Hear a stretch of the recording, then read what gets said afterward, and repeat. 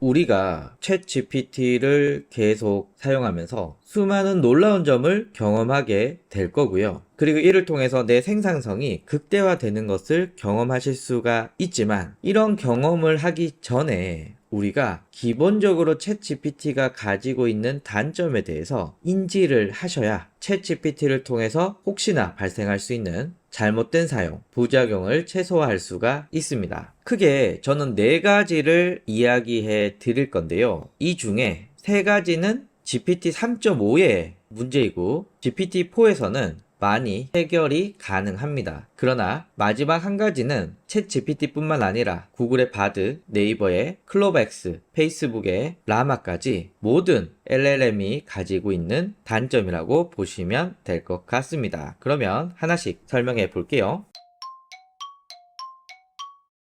일단 첫 번째 단점은 데이터 학습 기간의 한계입니다. 지금 제가 쓰고 있는 모델은 GPT 3.5, 그러니까 여러분들이 무료로 쓰고 있는 기본 모델입니다. 제가 여기에서 2022년 미국의 경제 성장률은 이라고 물어보면은 화면처럼 미안하다, 나는 2021년 9월까지만 답해 줄 수 있고 이후 정보는 말해 줄 수 없다 라는 답변을 해 주게 됩니다. 이 답변은 GPT 3.5 뿐만 아니라 GPT 4에서도 동일한 질문을 하게 되면 똑같은 답변을 합니다. 그래서 최신 정보를 사용하신다 라고 한다면은 GPT 3.5나 GPT 4의 디폴트 모드로는 한계가 있죠. 그럼 이를 해결하는 방법은 있을까? 결론적으로는 GPT-4의 다양한 기능을 사용해서 이를 해결 가능합니다. 일단 근본적으로 브라우징 기능이라고 있는데요. 현재 이게 기능이 일시 중단되어서 지금 화면으로는 보여드릴 수 없고, 이전에 사용 가능했을 때 화면을 보여드립니다. 그래서 챗GPT에서 프롬프트를 입력하면 마이크로소프트의 빙을 통해서 실시간 데이터에 접근을 해서 이를 가공해서 답변을 해주는 이런 방식이고요. 현재는 잠시 중단되어 있습니다. 또 다른 방법은 GPT-4에서 실시간 접근이 가능한 플러그인을 쓰는 방법인데요. 대표적으로 실시간 데이터에 접근이 가능한 플러그인은 울프럼이라고 하는 플러그인입니다. 동일하게 2022년 미국의 경제 성장률은 이라고 하면 이렇게 그래프가 나오게 됩니다. 그래서 이런 플러그인으로 실시간 데이터에 접근을 할 수가 있습니다. 이 외에도 이 챗 GPT를 사용하지 않고 할 수 있는 방법들이 몇 가지가 있는데, 대표적으로 마이크로소프트의 빙 챗입니다. 빙닷컴에 접속해서 채팅 눌러보면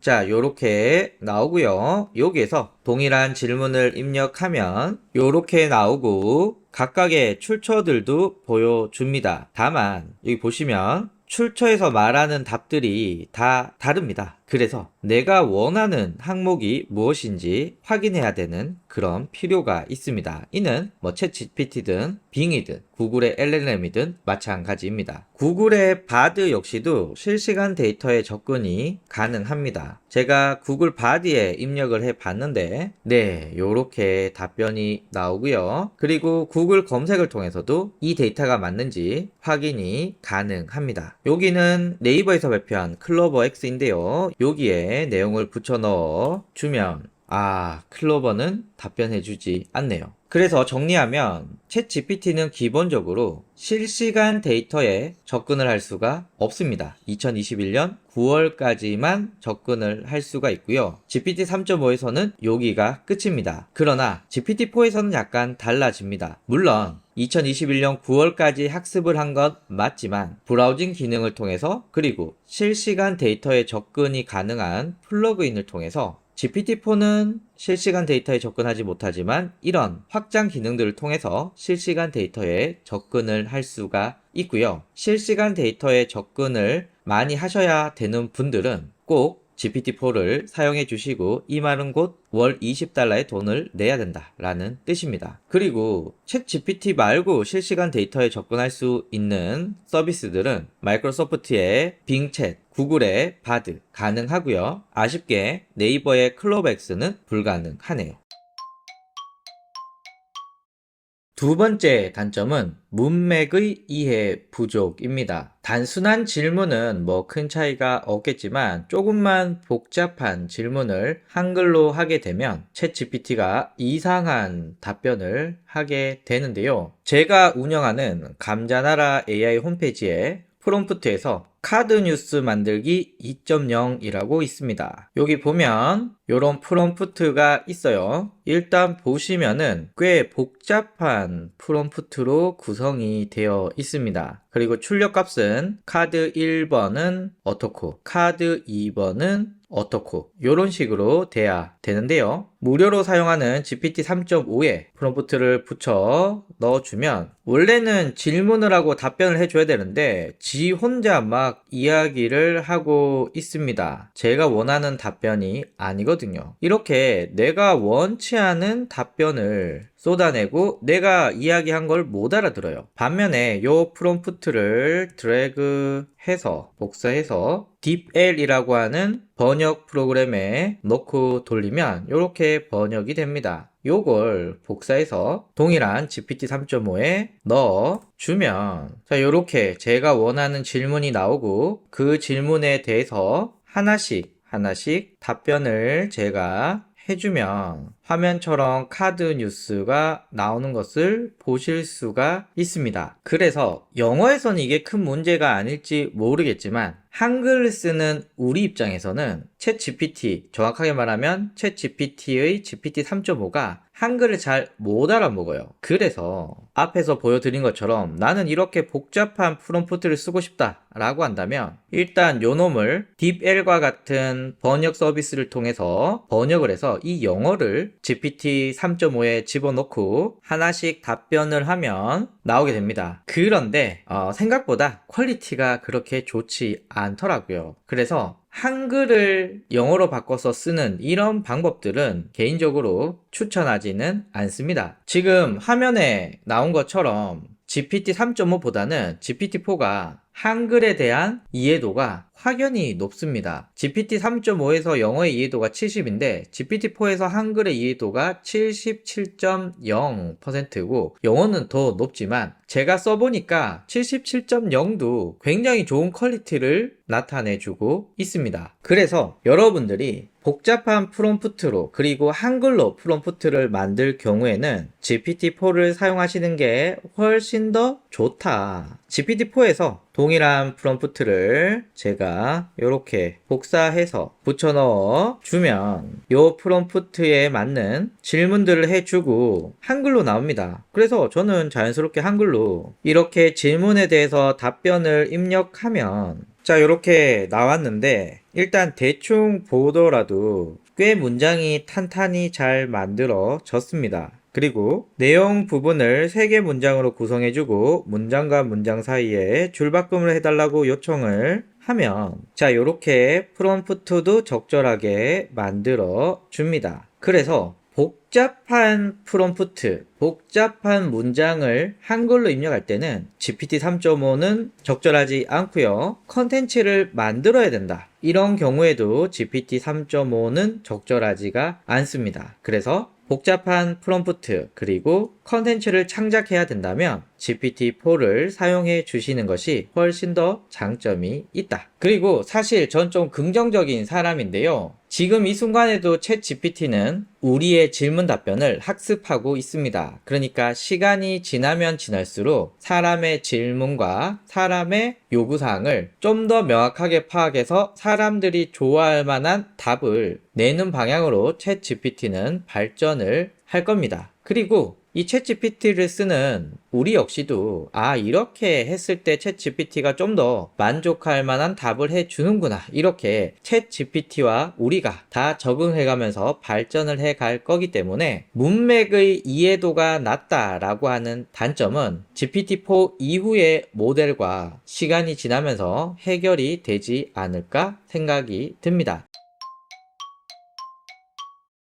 챗 GPT의 세 번째 단점은 계산을 잘 못한다 라는 것입니다. 제가 요런 얘기를 하면은 두 가지 질문을 많이 하십니다. 첫 번째는 계산이 잘 되던데? 라고 하시는 분들 있으신데요. 쉬운 계산은 잘 됩니다. 많은 약간 복잡한 숫자가 크다, 수식이 여러 가지가 섞여 있다 이러면은 오답일 확률이 큽니다. 두 번째, 챗 GPT에서 단순 계산을 해야 할 경우는 없을 수 있습니다. 뭐 엑셀이라던가 계산기를 쓰면 더 편리하겠죠. 그러나 우리가 어떤 데이터를 가공할 때 이때는 챗 GPT가 정확한 수학적 답을 내려야 그 작업이 가능하죠. 그래서 복잡한 계산은 챗GPT가 잘 못한다. 그리고 데이터를 가공할 때 정확한 수학적 계산이 필요하다라는 말씀을 드리고요. 이제부터 한번 얼마나 계산을 잘하는 듯 못하는지 말씀을 드립니다. 제가 챗GPT 3.5에서 이렇게 문제를 풀어달라고 했습니다. 이렇게 했더니 지가 알아서 잘 풀어줍니다. 그리고 곱하기, 나누기 먼저 하는 것도 이렇게 잘 알려주고요. 보면은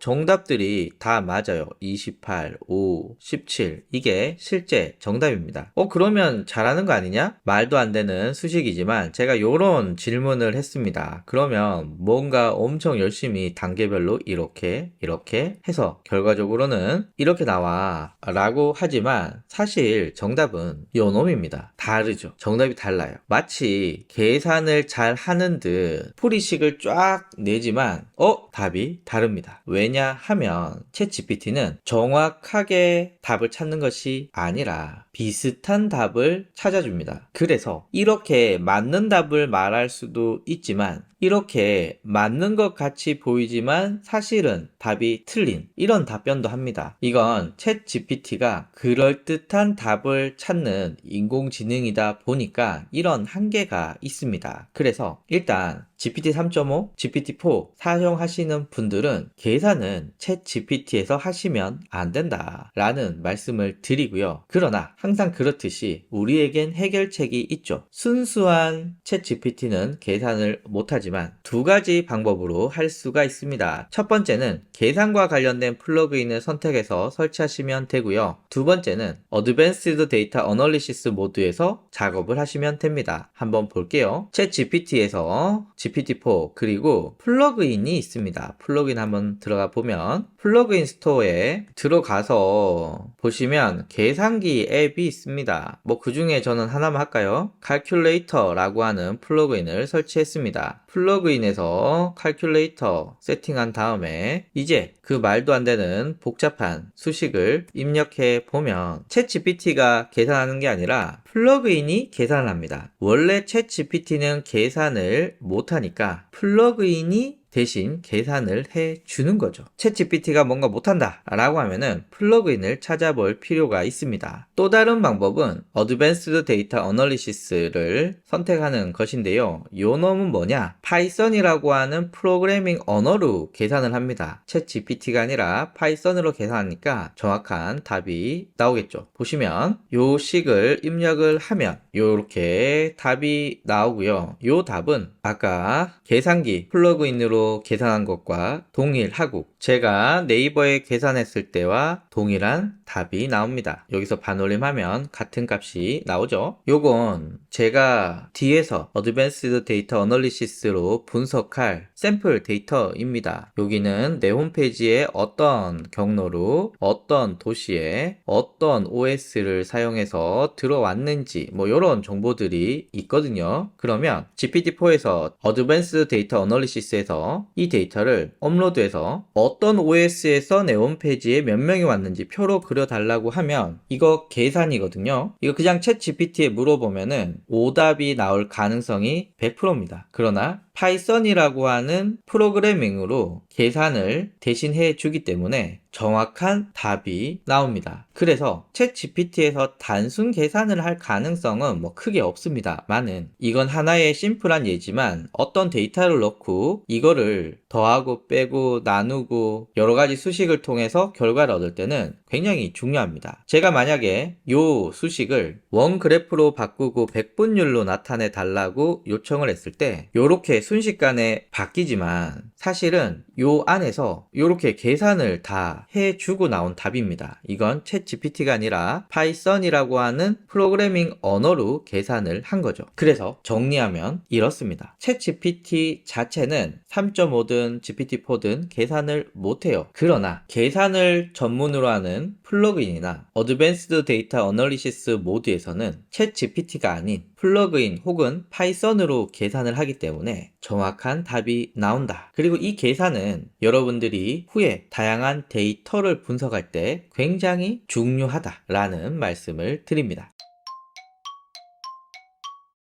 챗GPT의 마지막 네 번째 단점은 환각현상, 할루시네이션입니다. 이거 굉장히 유명한 이미지인데요. 챗GPT 3.5에 이런 질문을 했습니다. 조선 왕조실록에 기록된 세종대왕의 맥북 프로 던짐 사건에 대해서 알려줘 라고 하면 이렇게 화면처럼 줄줄줄 답이 나오게 됩니다. 기본적으로 챗GPT는 가장 확률이 높은 답변을 해줍니다. 이 확률이라는 점은 항상 정답을 의미하는 건 아니죠. 그리고 이 확률이다 보니까 얘는 아니다 라는 말보다는 확률이 낮지만 맞다 라는 답을 잘 하기 쉽습니다. 그래서 조선왕조실록에 기록된 세종대왕의 맥북 프로 던짐 사건, 이거 사실 사람이 볼 때는 말은 안 되지만 얘 나름대로는 지가 가지고 있는 수많은 학습 데이터를 통해서 답변을 한 겁니다. 답변을 했는데 챗GPT는 최선을 다했지만 결과적으로는 완전 거짓말투성이인 결과값이 되었습니다. 자, 요 화면은 동일한 질문을 GPT-4에서 물어본 건데요. 보시면 이건 사실이 아니다. 왜냐하면 이라고 해서 여러 가지 논리를 들어서 네가 질문한 건 거짓말이야 라는 걸 이야기해 줍니다. 이걸 봤을 때 GPT 3.5에서 GPT-4로 올라갈수록 환각 현상이 덜하다. 그리고 다양한 정보들을 비교해서 거짓 진실을 판단한다 라는 점에서는 3.5에서 4로 넘어가면서 굉장히 큰 발전이 있었습니다. 그러나 덜하다 라는 것과 아예 없다 라는 것은 천지 차이죠. 언제 어디서나 이 환각 현상이 있다라는 것이 폭탄처럼 작용할 수밖에 없습니다. 제가 GPT-4의 디폴트 모드에서 나폴레옹이 타고 다니던 스포츠카 브랜드를 알려줘 라고 하면 나폴레옹이 살던 때는 19세기인데 스포츠카는 존재하지 않아, 뻥치지 마 라고 저한테 이야기해 줍니다. 얘는 거짓말을 잘 잡아내죠. 제가 또 디지털 마케팅을 열심히 하는 사람으로서 이런 질문을 해볼게요. 네이버 블로그에서 구글 애드센스라고 하는 광고 서비스를 설치하는 방법을 알려줘 라고 했는데 현재 설치 방법이 없거든요. 그거 역시 잘 말해주고 있습니다. 그런데 요거 한번 보시겠어요? 네이버 블로그의 유튜브 동영상을 본문에 넣는 방법을 알려줘 라고 해서 6번까지 나왔는데 1번은 진짜입니다. 2번도 뭐 진짜예요. 그런데 3번부터가 뻥입니다. 왜냐하면 현재 네이버 블로그에서는 HTML 모드로 전환할 수가 없습니다. 그러니까 3번, 4번, 5번은 뻥인 거죠. 하지만 저처럼 이 디지털 마케팅에 잘 아는 분은 봤을 때 이거 뻥인데? 라고 알 수 있지만 이쪽에 대해서 잘 모르시는 분이 이 글을 봤을 때는